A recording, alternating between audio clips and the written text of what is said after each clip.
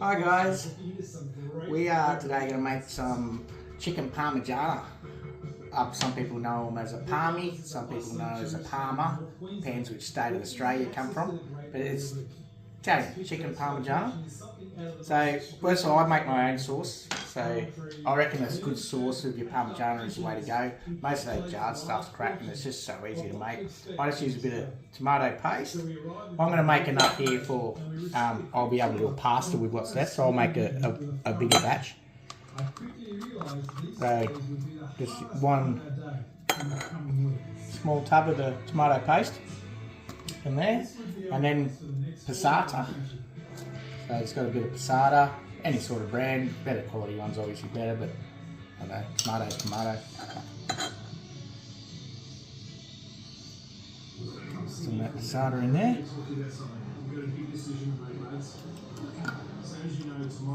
And then you can use like a mixed Italian herb mix or something like that, or you know, I'm just going to put some dried oregano.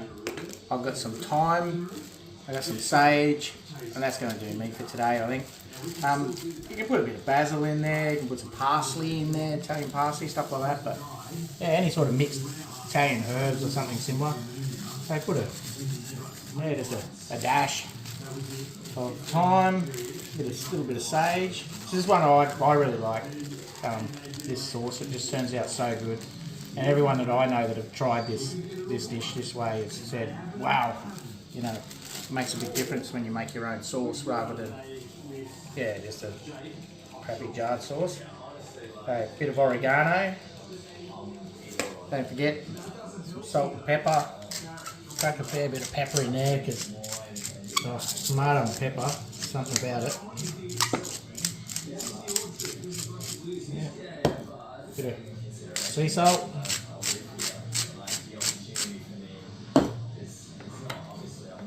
Let's give it a little mix. And then I've got some bit of fresh garlic, just 2 small cloves or 1 big clove, or whatever you sort of like. If you like a lot of garlic, put 3 cloves. I just diced that up. Fresh garlic. You use minced garlic if you want. Fresh garlic's obviously going to taste a lot better. Now, a lot of people would probably just, well, you could just stop there like that. Some people put sugar in there to sweeten it up, but for health reasons and that, at the moment we're staying away from a bit of sugar, so we're not putting any sugar in it. But we also like a bit of chilli, so I'm going to chop a couple of chillies and chuck it in there.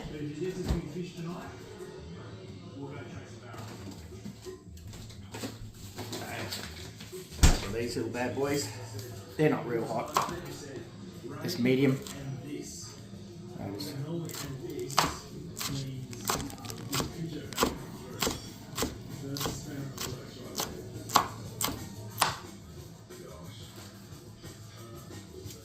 Seeds and all, make it a bit hotter. Just dice it all up. Put that in there. Nothing like having a bit of spice to your chicken parmigiana.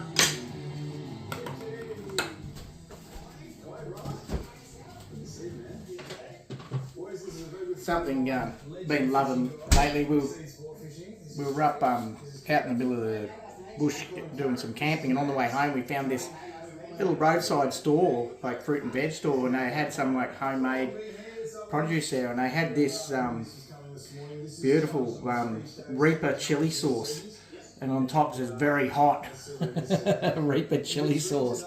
So they're obviously the Carolina Reaper chilies, and it's just been, well, I reckon we've gone through half a jar already. We've only had it for a couple of weeks, so I'm going to put a bit of that in there as well, because it gives it a bit of bang and, you know, a bit of flavour.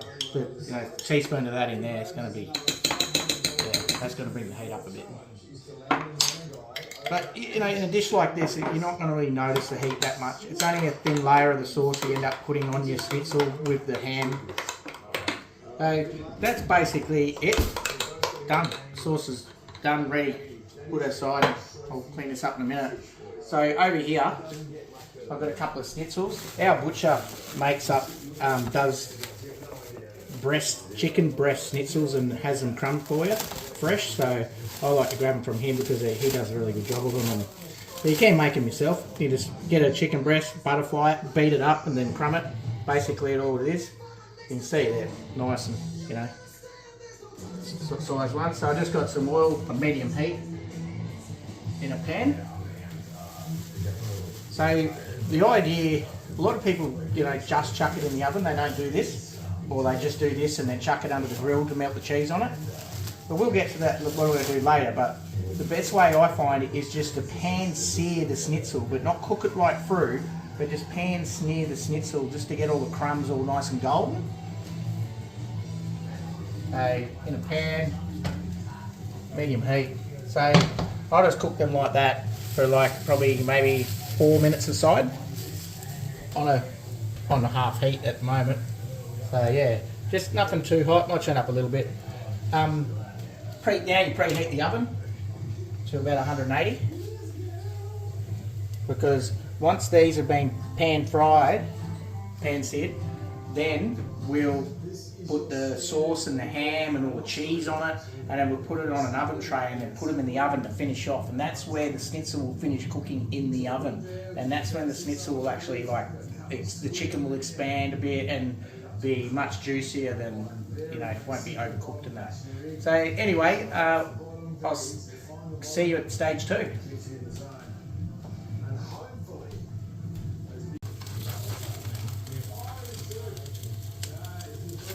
After that, nice and golden. Crumbs will be a little bit crispy on the outside this way, rather than just chucking it in straight into the oven. Just not cooking the chicken right through, just, you know, getting the crumbs that will hold in place. This other side will just do a little bit, because that other side will have the sauce. This will end up being the bottom. Yeah, a little bit longer, and she's ready to go in the oven very soon. Also seared them a bit. The bottom obviously nice and crispy, because I would never have done that if we just cooked it in the oven. This side not so much, but it's going to have all the sauce. So that sauce that we made earlier, you just spread a good layer of that onto the schnitzel. And you spread it out fairly evenly, like so. Try and get it all, you know, you want to be able to get a bit of sauce in every mouthful, so try and get it close to the edges.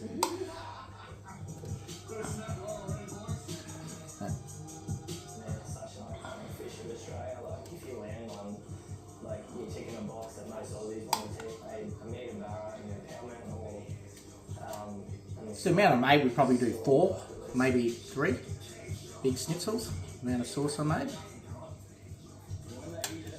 So then I've just got some double smoked leg ham here. You know, Virginian ham or whatever you want to put on there really. Some people say you've got to use certain hams for it, this, that and the other, but I've used a few different hams, and as long as there's ham on there, it's good. And I like to, you know, I'll put one more there for good luck too, because I like a little bit of ham with it. It makes it so yummy with that sauce and chicken. But I actually then go another layer on top of the ham, so just a little bit, just smear over the ham. And I reckon it helps the cheese, because then you put the cheese on top of this, and when it melts into it, I think it helps the cheese like hold its place, so when you cut it, the cheese doesn't slide off everywhere. And just another layer of that yummy sauce. Who wouldn't want another layer for that purpose alone? Once that's baked in the oven with all that cheese, it's just so yum. Yeah, so not that hard, really, is it? Like, you know, even if you did just buy a jarred sauce, it'd still be fine. But make your own. It's easy, and it's better. You know, it's got no preservatives, not as much crap in it. I use a mixture of 2 cheeses, so you got just a bit of grated tasty cheese. You use mozzarella if you want, and that sort of thing. So I'll put a layer of tasty on.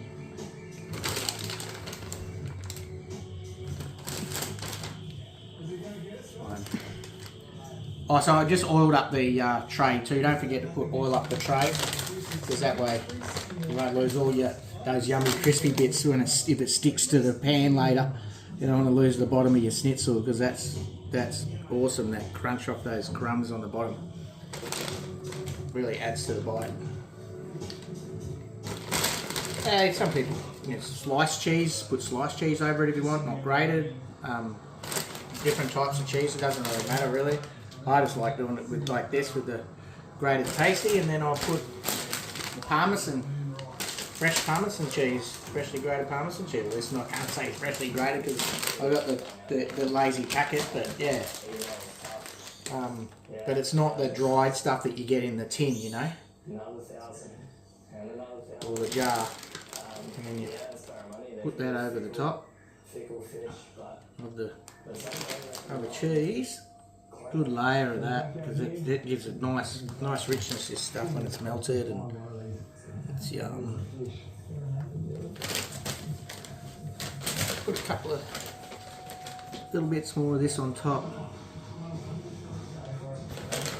This is the way I like the way it looks when it comes out of the oven. Okay, so them in the preheated oven, about 180 degrees, for about 15 minutes. So yeah, about 15 minutes in the oven. I just wait till the cheese goes golden. It normally does anyway about that time. You can see that the thickness, so they've really thickened up cooking in the oven. Oh, it hasn't stuck because I've put that bit of oil under it. But yeah, look at that golden, melted cheese. Pair this up with a salad or salad and chips. Yum.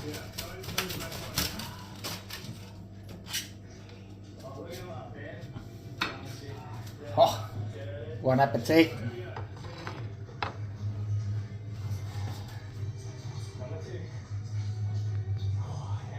And then we'll get a photo of it.